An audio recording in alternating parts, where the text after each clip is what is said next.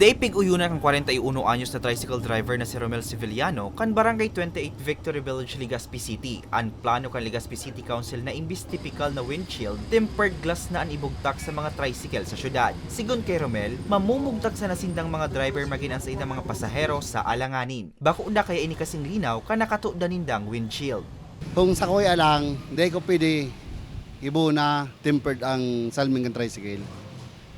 Mas lalong madakulon ang krimen kung magkakaiwa tempered ang tricycle.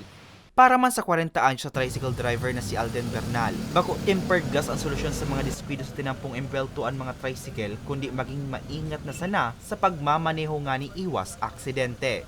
Depende po sa klase ng tempered glass kasi may tempered glass na kuwan yan mga bako siyang safety.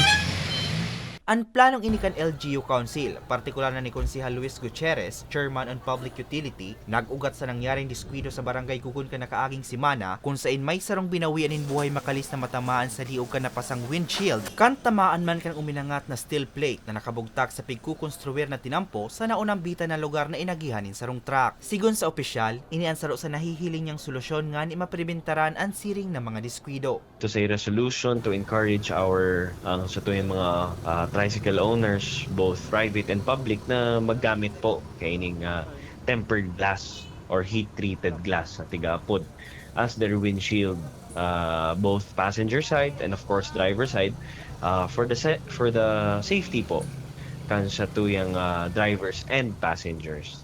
Dugang pa ni Gutierrez, day man nakaipuhan na ipaghandal ang mga driver, hulit bako pa man ini mandatory.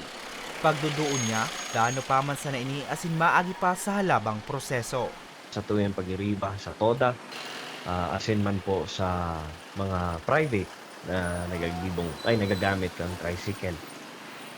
I'd like to remind all of us na mag-ingat man po kita perme pag yaong kita sa biyahe. We always have to be careful, especially na ang daratan.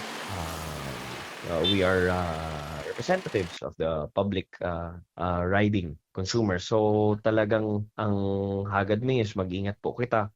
Tiwala si Gutierrez na magiging signifikante ang kontribusyon kanaunang bitan na inisyatibo sa pag-ibitar sa mga diskwidos tinampo asin pagprotehir sa buhay kan mga pasahero asin mga mamang drivers. Para sa mga baretang tatak Bicol, Hercules Barbacena.